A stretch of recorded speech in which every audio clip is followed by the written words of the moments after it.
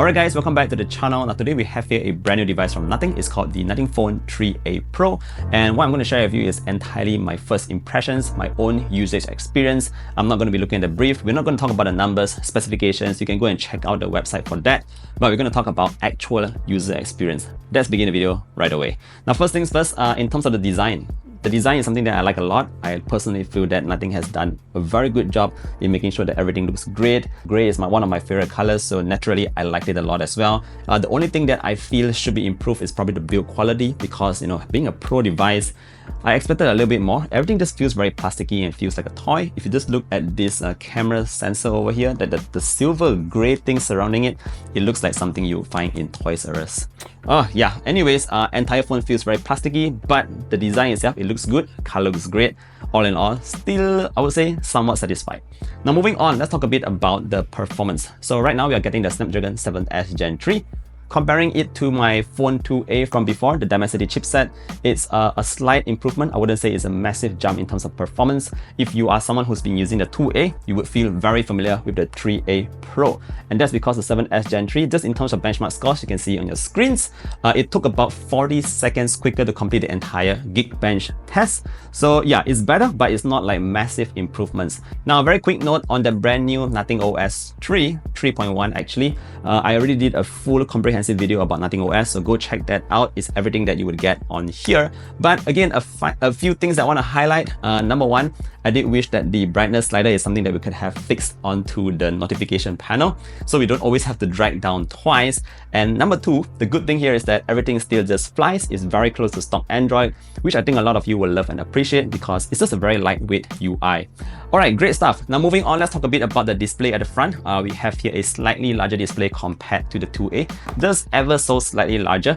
It still refreshes at 120 Hz. It's a flat display. The bezels around is actually quite symmetrical. I noticed that the bezel looks a little bit thicker than the Nothing Phone 2A. Why is that so? Is it just my eyes?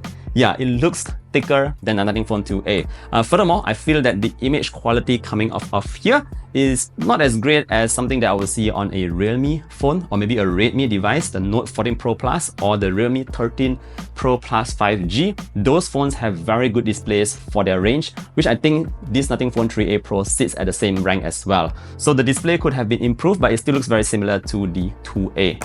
Now moving on, let's talk about the big thing here, and that's about the cameras at the back. Now the reason why it has the Pro name in it is because it comes with telephoto lens. Now let's begin and talk a bit about taking daytime shots. So I was just taking a photo of this particular car that I spotted, and I noticed a couple of things. First up, the contrast levels at times can be a bit too much. Secondly, the shadows at times can be a little bit too little. So by that, I mean that the car itself was sitting against a very strong backlight, I would say, from the sky and all that. So the car itself looked very dark when I took the photo. However, when I look at the car in my own eyes, I can actually see the car very clearly. And I think that the camera can be optimized a little bit more so that it can be a little bit brighter when it's against this kind of harsh conditions. Now number three, while the camera is able to pull in a good amount of detail, the colors tend to seem a little too vibrant compared to what you're seeing with your own eyes, and that seems to be the direction where the Nothing Phone is headed.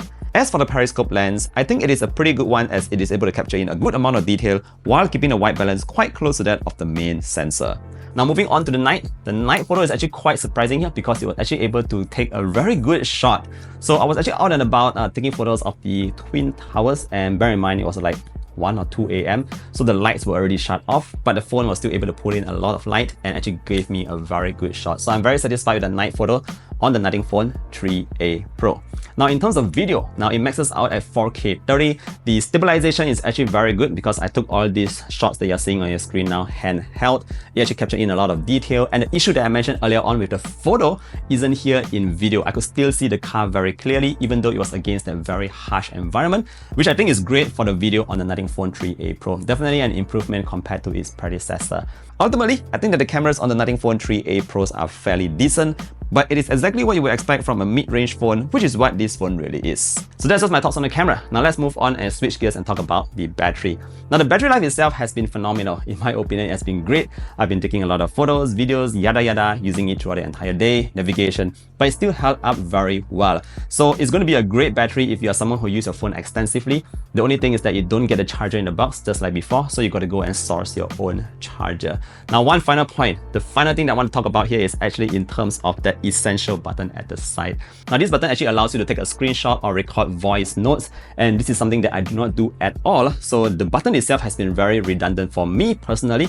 Maybe if you like to take a lot of voice notes and come back at the end of the day and just go through it, this button might serve you well. But I do hope that Nothing actually gives us another update that allows us to remap the button to other shortcuts, because I think it could be quite useful. So yeah, that is my first impressions and my actual usage experience in a nutshell. Am I happy with the device? I would say I'm fairly happy with it.